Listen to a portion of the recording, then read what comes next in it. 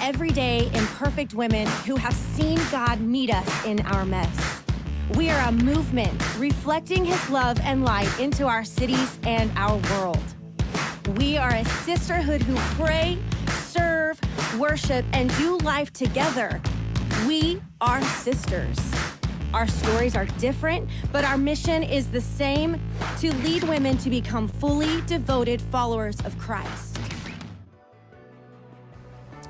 Welcome to Tea with Tara.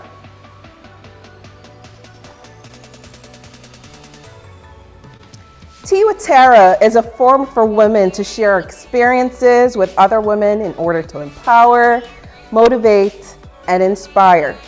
We seek to reach a wide cross-section of women, cultural diversities within the church and community.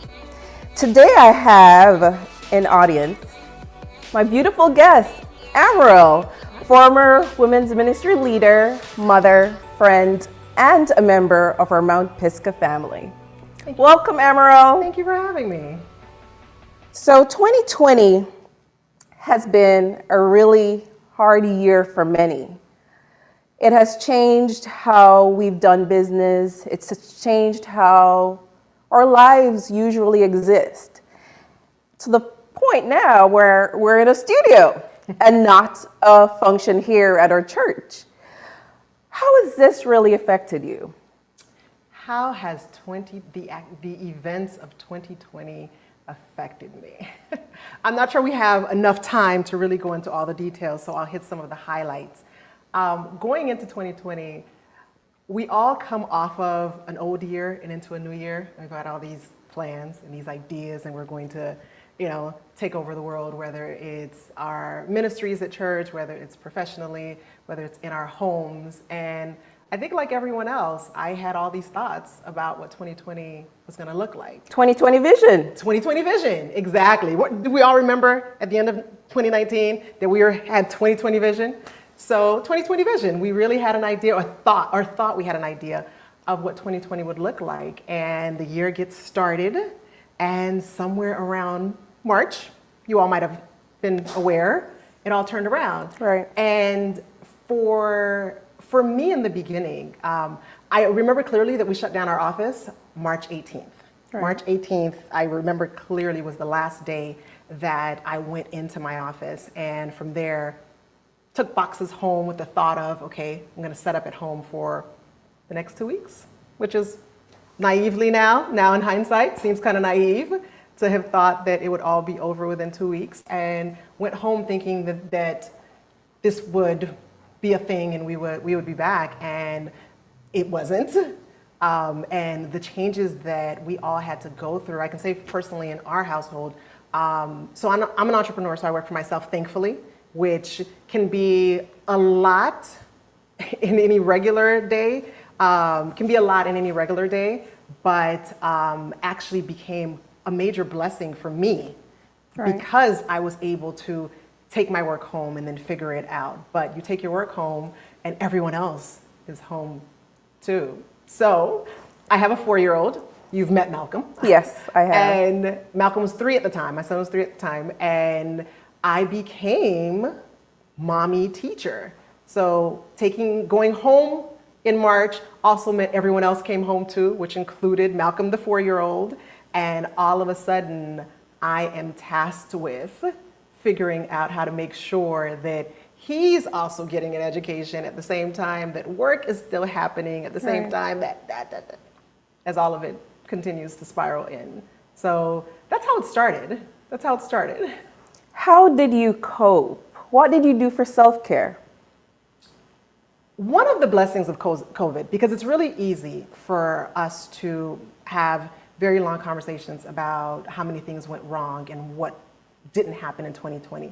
But I will tell you, one of the blessings of COVID was actually having the shutdown. Right. I think as women, we juggle a lot anyway. Mm-hmm. As a parent on top of that, and then as a professional period in whatever realm that happens to be, we take on a lot. And COVID, that first month, truthfully, allowed me to stop without guilt. Wow. It allowed me to not push myself to meet all of these deadlines or all of these truly sometimes unrealistic expectations that we set up for ourselves or that we let the world impose upon us. It allowed me to do that without guilt and take the time to do a little bit of nothing. I don't remember the last time that I was able to really do a little bit of nothing. And I can honestly say that that actually was a part of my self-care. And when we came out of COVID and going back into juggling, going out a little bit more and juggling, taking on a bit more work, maybe a bit more in-person work, part of my self-care has been taking some of that with me. The world did not fall off of its axis while I shut down. So therefore, I have reminded myself pretty often that it's not all going to fall apart if I'm not on 24 hours a day. And that's really been part of my self-care. Okay. Many persons say that it gave many Americans an opportunity to kind of spend more time with family. Did you find that it was helpful for your family life? I did. For us, I really found that it was helpful. We are both busy people, so we're both in and out doing the things that you do in this part of your life, this time in life where we're all working on careers and we're working on things and we're doing what we feel we need to do just to be better human beings, working, at church, working with the various charities or whatever else that we're doing. Being home together for us, and I'm grateful because I actually know that it wasn't the story for everyone, that being home can be hard and was hard for a lot of people. Being home for us really allowed us to get to know ourselves and each other and to kind of realize, yeah, I like you.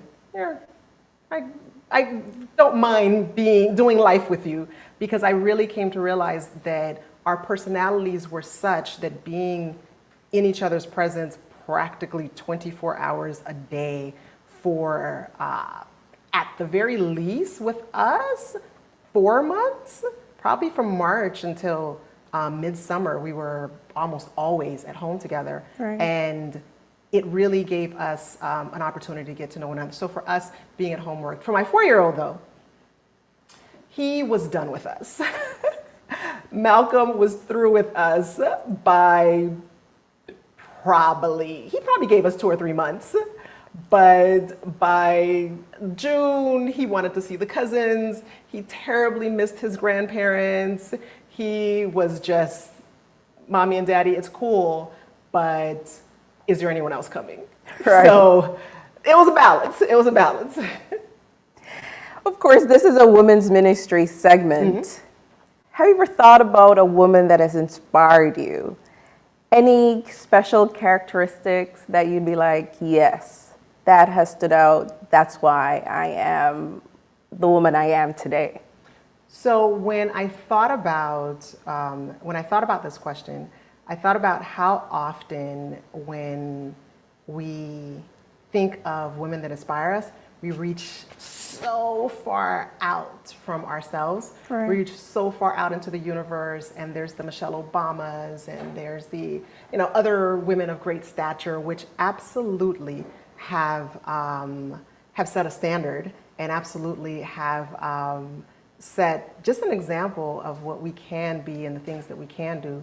And of course, our minds go there. And I brought it back because specifically I knew this conversation would be about what happened during COVID. And I brought it back to the women that were an inspiration to me during this time, because there was just so much on top of the pandemic, on top of what was going on socially, on top of just all of it, between work and between illness and between just social justice and all of that. And I really brought it in to the women who I saw around me locally. And one of the people that actually, her face and her name came up to the top for me. And I want you guys to Google her. She's on Facebook, she's on Instagram. She's actually a baby cousin of mine. And she works locally. It's Santra Dennis with one N. Yes, Google her.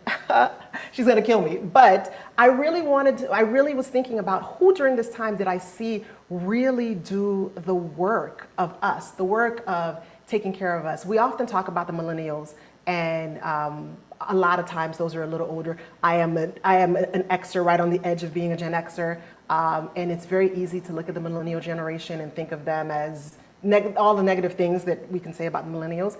And truthfully, being around them, I realized that no, there are some hard-working, going to change this world millennials out there. And I really feel that this particular young woman, Sandra, is one of them.